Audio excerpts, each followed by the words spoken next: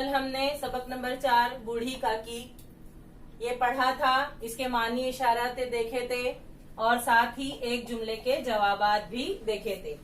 आज हम देखेंगे आपकी किताब में सबक सफा नंबर 16। ये देखिए यहाँ सफा नंबर 16 पर तलाश जुस्तजू है, जिसमें ये देखिए लाल रंग से लिखा हुआ है, सबक की मदद से सही लफ्ज का इंतखाब करके जुमलों को मुकम्मल कीजिए। अब यहाँ देखिए मुकम्मल पेज 16 पे और 17 पे दोनों जगह मिलाकर जो है 9 खानापुरी दी गई है। जुमलों को मुकम्मल करना है, खाली जगह है, हर खाली जगह के नीचे 2 मुतबादिल दिए हुए हैं, उनमें से सही मुतबादिल चुनकर आपको उस खानापुरी में लिखना है। जैसे प्रेमचंद का असल नाम खाली जगह था, तो क्या लिखना है वहां पर? धनपत राय। बुढ़ापा अक्सर बचपन का दौरे सानी होता है। बूढ़ी काकी में जायके के सिवा कोई हिस्स बाकी न थी। उनके शौहर को मरे हुए एक अरसा गुजर गया था। बूढ़ी काकी अपनी अंधेरी कोठरी में बैठी हुई थी। बूढ़ी काकी रेंगती हुई अपने कमरे में चली गईं। पंडित बुधराम काकी को देखते ही गुस्से से तिलमिला गए। लाडली उनका मंशा ना समझ सकी। ए ईश्वर, मुझसे बड़ा भारी गुनाह हुआ है। ये जो है खानापुरी यहाँ दी गई है, उसके मुतबादिल मैंने आपको बता दिए हैं। आपको इसको अपनी कॉपी में लिखना है और उसकी फोटो निकालकर मुझे भेजना है। अब हम आते हैं दूसरा। ये देखिए यहाँ पर वुसअत मेरे बयान की। वुसअत का मतलब होता है फैलाव, गहराई। हमारे बयान की, हम जो भी कुछ कहते हैं उसके अंदर क्या छुपा होता है, उस जुमले में कौन सी गहरी बात छुपी होती है, उस जुमले के अंदर जो है मुसन्निफ क्या समझाना चाहता है, हम वो चीज यहाँ देखेंगे। सबक की रोशनी में इन जुमलों की वजाहत कीजिए। सबक की रोशनी में जुमलों की वजाहत कीजिए। अब यहाँ पहला जुमला है, 7 बेटे जवान होकर दाग दे गए।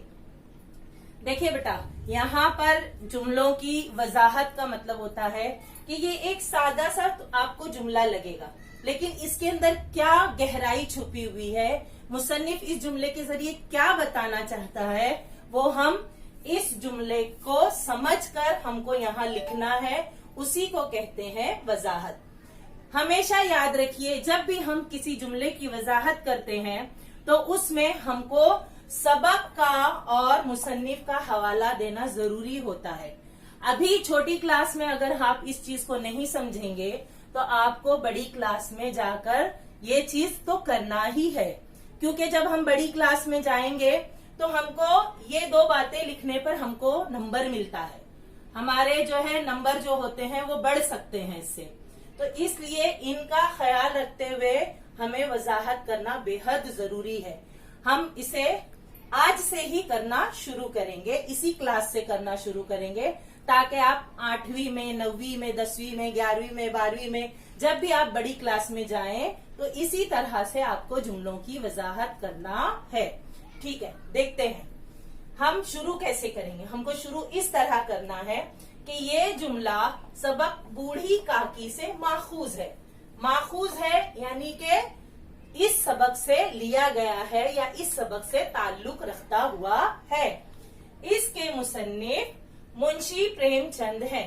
अब हमने देखे थे ना कि सबक के मुसन्निफ मुंशी प्रेमचंद है, जिनका असल नाम धनपत राय है। तो इन 2 बातों का हवाला देना बेहद जरूरी है। ये एक अपनी आदत बना लीजिए। इससे जो है जवाब पुर असर बनता है और हमारी जो है आदत जो है वो बनती जाएगी, तो हम उसको और बेहतर तरीके से, हमारी उर्दू वसी होगी, अल्फाजों का जखीरा बढ़ेगा और हम में जो है उर्दू समझने, उसके मतलब को समझने का जो है एक हमारा दिमाग जो है वो तेजी से चलने लगेगा। इस जुमले के जरिए मुसन्निफ ये बताना चाहता है, अब ये एक सादा सा जुमला है, 7 बेटे जवान होकर दाग दे गए, लेकिन इसका मतलब क्या है कि जरिए मुसन्निफ ये बताना चाहता है कि बूढ़ी काकी बे औलाद नहीं थी, उसको औलाद थी, वो बे औलाद नहीं थी। उनके 7 बेटे थे। कितने बेटे थे? 7 बेटे थे। लेकिन सातों की सातों जवान होने के बाद एक एक करके इंतकाल कर गए। अब यहाँ दाग दे गए, इसका मतलब होता है इंतकाल कर गए। तो यहाँ आपका जुमला है 7 बेटे जवान होकर दाग दे गए, यानी कि इस जुमले के जरिए मुसन्निफ ने ये बताया कि बूढ़ी काकी बे औलाद नहीं थी, उनके 7 बेटे थे जो जवान होने के बाद एक एक करके इंतकाल कर गए। तो हम कभी भी किसी भी जुमले की वजाहत करेंगे तो इसी तरह से करेंगे, सबक के नाम का हवाला देकर, मुसन्निफ के नाम का हवाला देकर। बेटा इसके आगे देखो और भी 4 जुमले हैं जो हमको जिसकी वजाहत करना है। अब यहाँ है बूढ़ी काकी अपना नगमाए बेहंगाम शुरू कर देती, यानी कि बूढ़ी काकी जो है वो हम सबक पढ़ चुके हैं कि वो किस मिजाज की थी। तो उनको क्या आदत हो गई थी, कोई भी आता था तो उनके सामने गैर जरूरी बातें लेकर बैठ जाती थी और रोना धोना करने लगती थी। इस जुमले में मुसन्निफ ने ये बताया। फिर उसके बाद उनके बुढ़ापे पर, बेकसी पर, फितूर अक्ल पर किसी को तरस नहीं आता था। यानी कि जैसा कि मुसन्निफ ने बताया है कि बुढ़ापा अक्सर बचपन का दौरे सानी होता है। दौरे सानी होता है यानी दूसरा दौर होता है। यानी कि बूढ़ी काकी जो थी वो बूढ़ी हो चुकी थी और उनमें बच्चों जैसी आदतें हो गई थी। छोटी छोटी बातों पर नाराज हो जाती थी और जो है वो किसी के भी सामने रोने धोने लगती थी। लेकिन उनके जो जज्बात थे वो दूसरे समझ नहीं पा रहे थे।